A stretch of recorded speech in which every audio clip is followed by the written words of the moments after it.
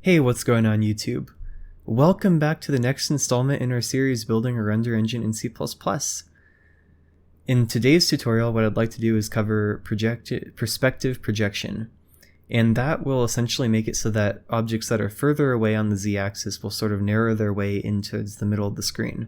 Now, there's a lot of math to make this work, and I'll definitely cover that in a second, but first, what I'd like to do is make a couple small changes to the double buffering system that we created from the last episode. Now, as you can see here, when you call the present frame function, it actually creates the new render thread every single time the function's called. Now, this works, but it could be better, and here's why. When the OS creates a new thread, it could take a certain amount of time depending on how many free resources the scheduler has available. So this will not necessarily create the thread by the time this is finished with its job. So this doesn't necessarily have to create a performance improvement. So we're still going to use the same parallel approach, but we're simply going to, instead of creating a thread here, we're just going to signal to another thread that it should start the render process. And then instead of .join, we'll wait for this thread to signal that it's finished with this render process. And that will do the same thing, but we don't have to create a new thread every single loop. So to begin, just going to delete that and delete that, of course, and then we can delete this. We don't need that anymore. We'll put that inside the other frame or inside the other function. Go into rasterizer.h, come up here, include thread here because we're going to need to create a member variable. And then right down at the bottom, just go ahead and create std thread render thread. Okay. And that's actually all we have to do in this. I'm just going to put that on a new line. So then come back into here, we can delete thread from this function, or from this file. And then right at the top, just go ahead and do void render thread f for render thread function.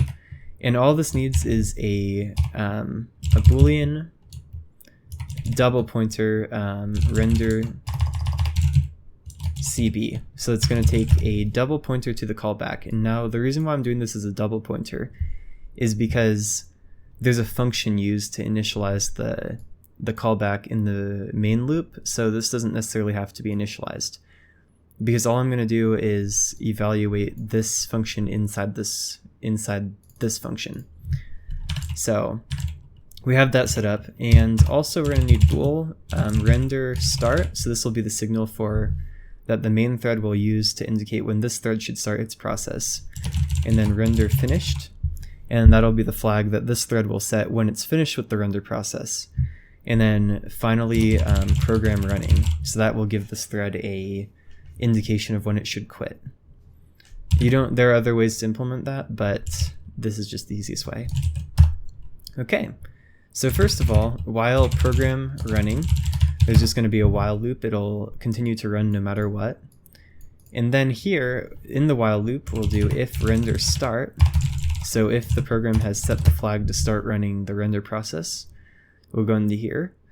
And then we'll do if the dereferenciation of render CB is not equal to null pointer, just like that. So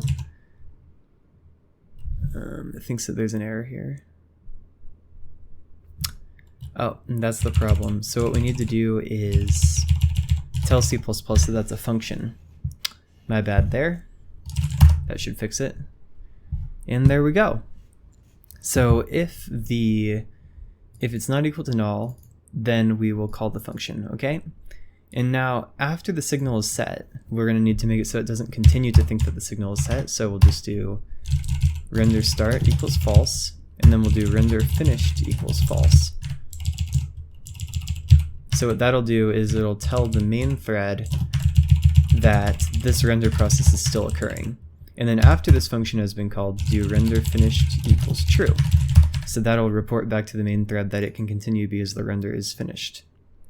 So it's basically a start-stop approach. This thread doesn't do anything until it receives a signal from the main thread, and then this thread completes its process in parallel with the main thread.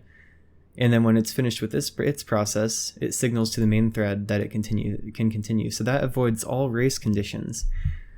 And no matter what, this thread will not continue without the other thread being ready, and then the other thread will not continue without this one being ready. So that is actually all you have to do with this function. Just come down here into the constructor and do render thread equals std thread render thread f, because that's the function, and then we want to give as a parameter render callback. And that's going to go ahead and start the thread, and then before we begin this, we're going to need to set the variable. So program running equals true, start render,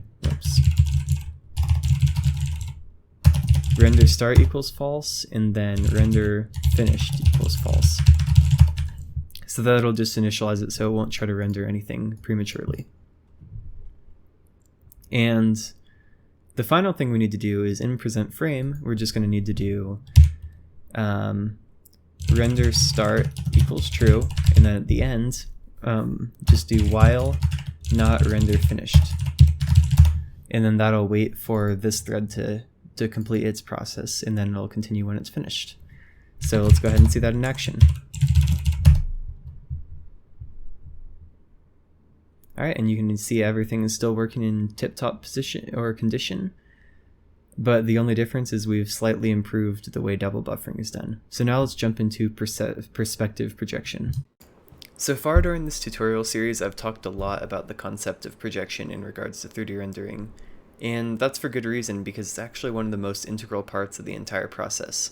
For example, if we look at the code in our current render engine, there's no projection taking place whatsoever. And even though the points are being rotated 3D in a 3D manner, they're not actually having any 3D effect. The 3D effect that most people refer to is as the object moves further away from the screen, it gets smaller and moves slower in relation to the camera.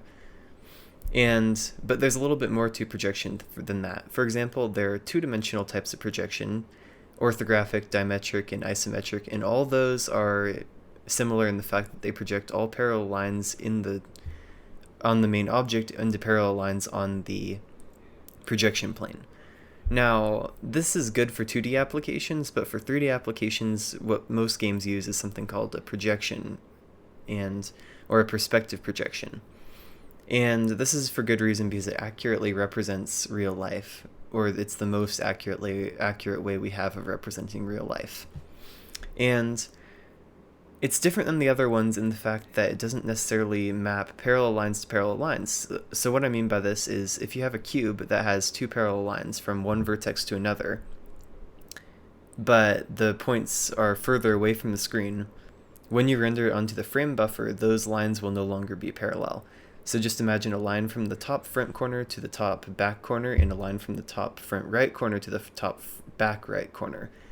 Those lines would not necessarily be parallel in a perspective projection.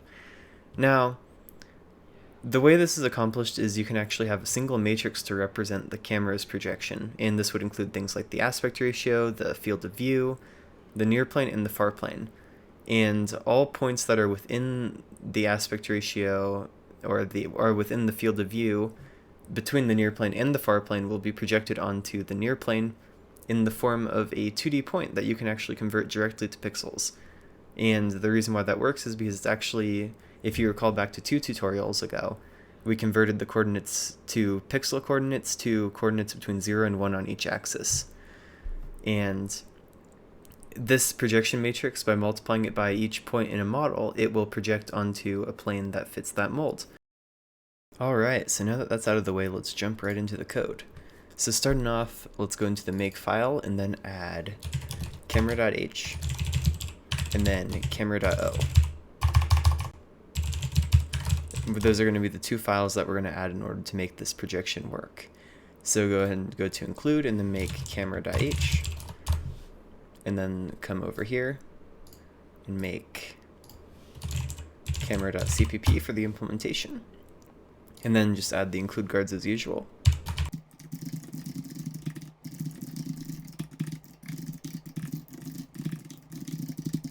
Alright, so now that that's in, we're going to need to include a couple things from our previous. Include all the vector classes,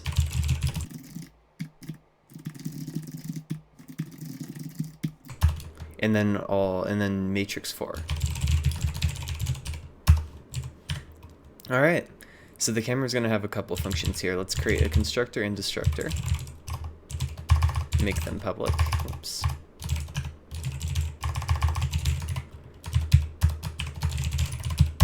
And then for the private members, we will have a vector for the transformation and for now a vector for the rotation.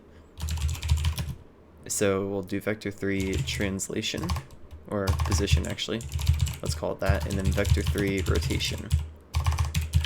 And then we're also going to need two matrices. One's going to be the view matrix, so that'll represent the position of the camera and orientation, as well as another matrix for the projection, and that's what's going to be used to project everything onto the screen. So go ahead and make matrix 44 view matrix, and then matrix 44 projection matrix. Just call it proj matrix, it's a bit easier to read. For now, let's have vector3 reference get position. So that's how you'll modify the position. Make that inline. And then another inline vector3 to get the rotation. An inline vector3 reference. And it's important for it to be a reference because I want you to be able to modify those vectors from outside the class instead of doing something like get rotation and set rotation. I'd prefer to do it like this. Whoops, inline vector. I should have written that as vector3. Alright, so now we just need one function to get the matrices, and that will be inline matrix 44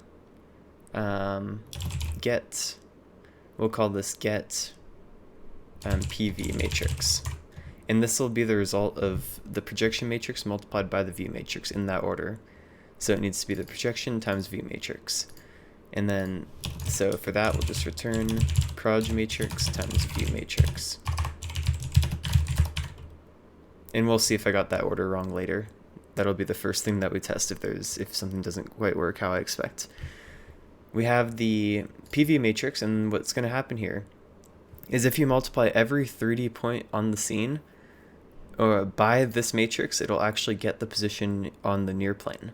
So that will, but of course we have to set up the projection matrix. So here we'll do first inline void create projection. Now projection has a couple variables. You need a float aspect ratio, and you're going to need a float near plane, float far plane, and then actually one other thing that you need here is float FOV, so the field of view. And then that will be measured in radians by default. And we can actually have a function to, well actually when they pass this in, we'll have it measured in degrees, but we'll convert it to radians. Okay, so the next thing to do here is actually create the view matrix as well, but that'll be calculated in get PV matrix. So if we just come up here and put this on a new line, we can calculate the view matrix here. So view matrix dot set identity, and then view matrix dot rotate, and then give it a vector3 1 0 0, and just rotation dot x, and do this 3 other times. You can change this out with a 0, this with a 1, that with a 1, and this with a 0. So it's 1 1 1 across the diagonal, and then change this to y, and then this to z. Okay, so this will create the rotation. Now we also have to translate it as well. View matrix dot translate, and then just give it the position. And so that'll move the view matrix into its correct position and then multiply it by the projection to get the PV matrix of the scene. And something that's very nice here is, well, actually the way it's being done here is it's calculating the PV every single time you get the PV matrix, so it might actually be more optimal if we do this. Calculate view matrix. Let's actually do it like this. And then in the from other areas in the code, you call this, and then you call get PV matrix. So just make sure to call calculate view matrix before then. And then also before you use the camera, call create projection, which we still have to implement. So go into camera.cpp, include camera.h. We're going to need math.h here from the C libraries. And here we're going to need void camera calculate, create, I called this inline. No, we need to make the inline. Should show up now.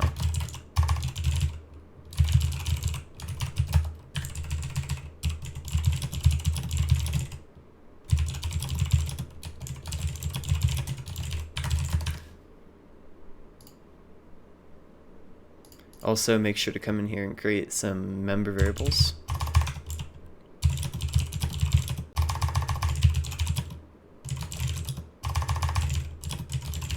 Just all the variables stored in the projection. Now, why would it not be finding create projection? Oh, it is, okay. It was just autocomplete was being weird there. Anyways, I just need to, okay, it shows up now. Now let's also implement the constructor. So camera, and the destructor as well.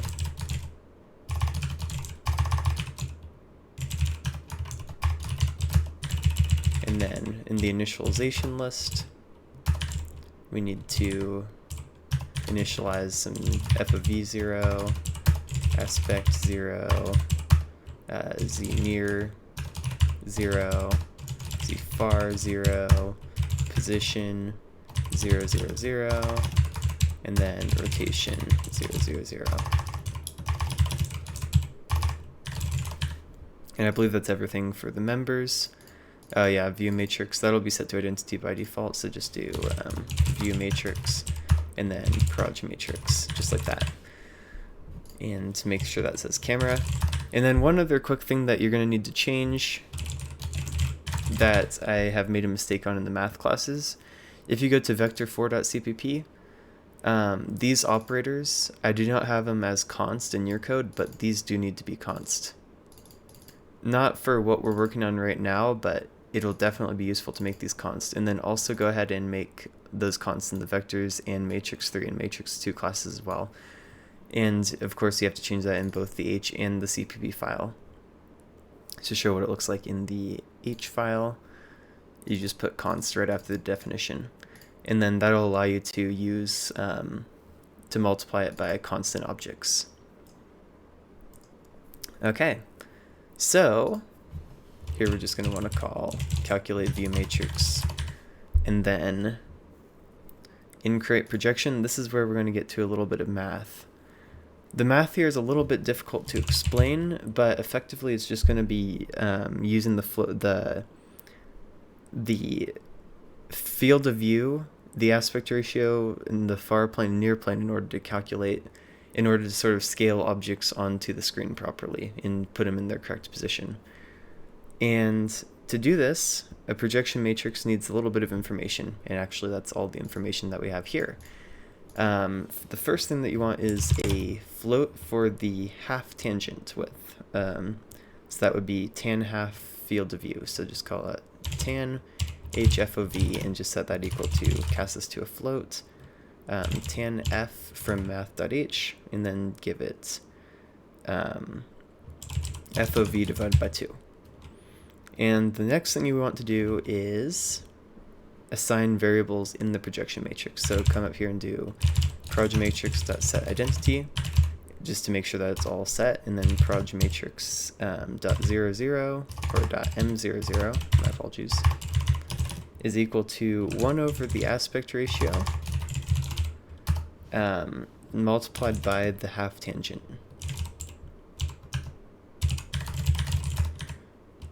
And then the next thing that you need to set is the 1, 1 component. And that's going to be equal to 1 over the tangent half FOV. And the next one, M22, is the inverse or the negation of the far z near plus z far, and then that's divided by far minus near. And then the next thing that we need to do, was that an error? Okay. My autocomplete is being glitchy today.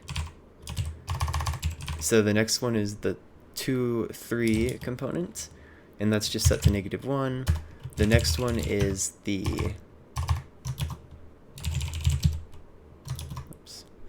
the 3, 2 component, and that's going to be equal to the negation of 2 times far time, or 2 times z far times z near, and that's divided by z far minus z near.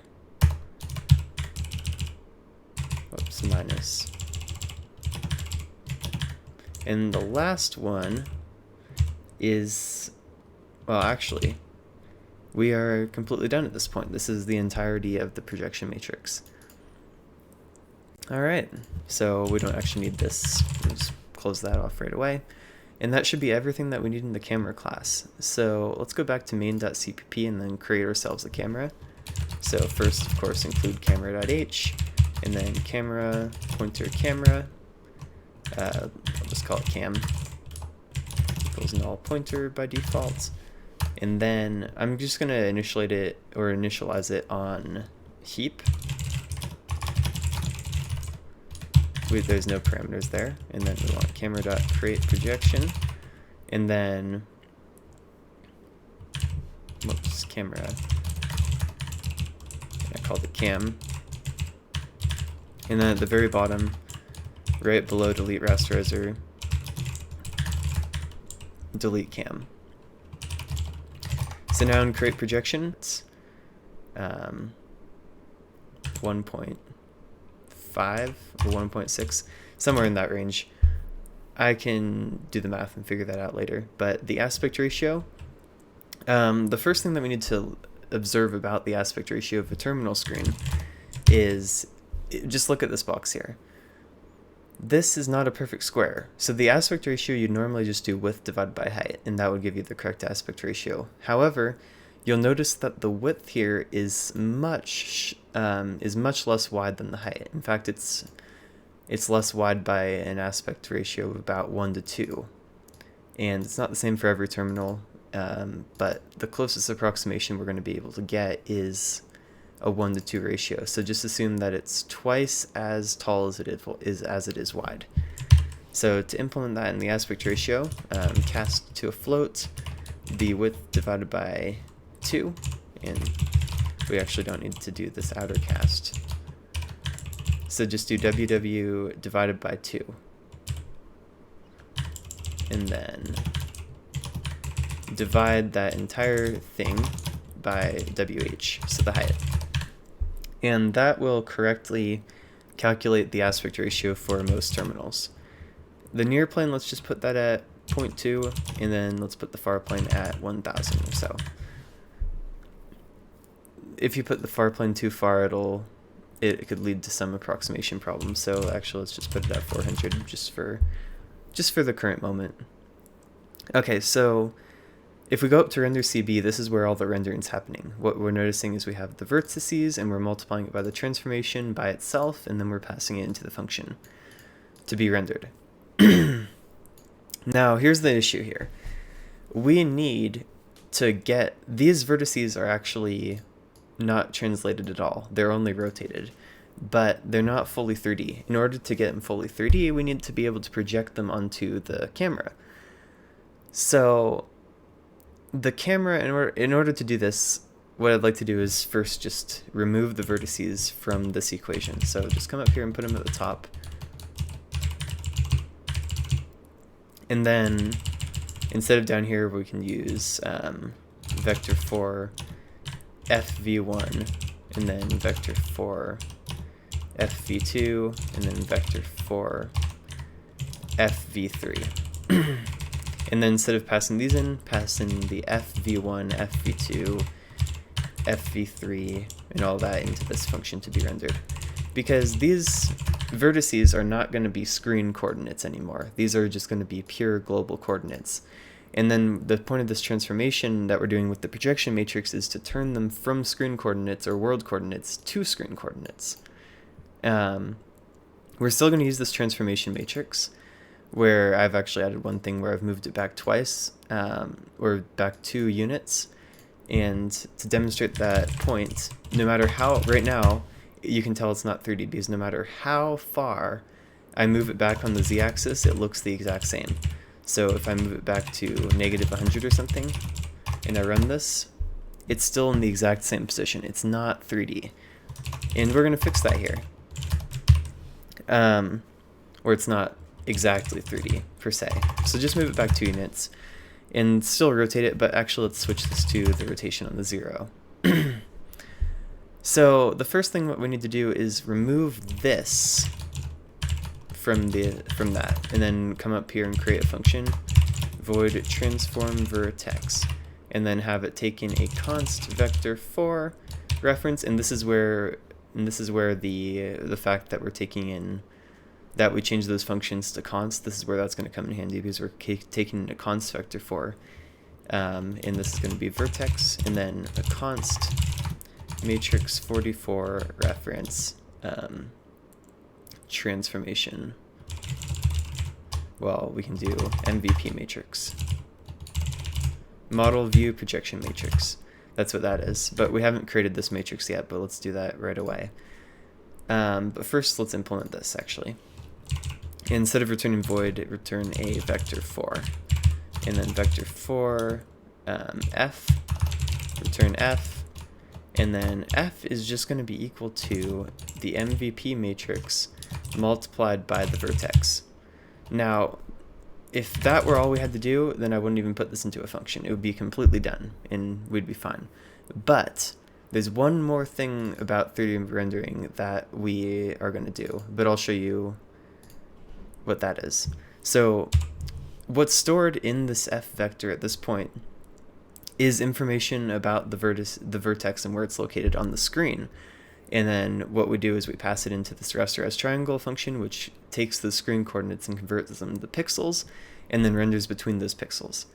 But in order to get the 3D effect of these pixels moving in towards the center of the screen as you get further and further away, you have to do this. So f.x divided equals f.w, f.y divided equals f.w, f.z divided equals f.w, and that's it. The depth information about the pixel is stored in z, and these are the screen coordinates of where the pixel should be, of where they should be on the screen, and it's dependent on their w coordinate. You cannot just divide by z, because otherwise you're left with a 1 in the z position. And well, you could do it like this. This is valid as well. And then just don't divide the z component, but it doesn't get quite as much depth information as you want. So if you divide everything by x, y, z, and then you divide it by w, that will get exactly what you want. And then just return f, and there you go. So come here and do fv1 is equal to transform vertex, and then give it v1, and then the model view matrix, which is the, we'll just call it final matrix, and then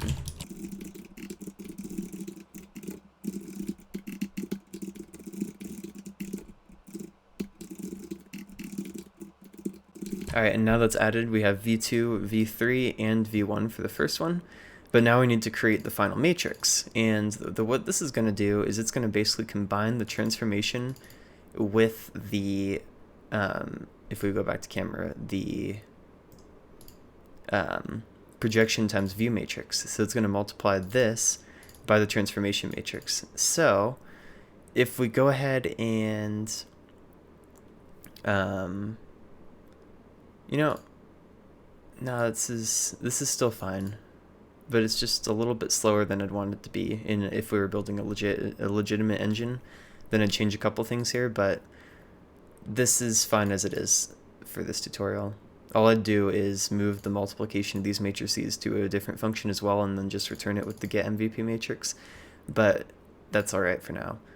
So just come to the top and do camera, calculate, or cam, calculate view matrix, and now that we have that view matrix set up, we can have a matrix 44, PV matrix, and then just set that equal to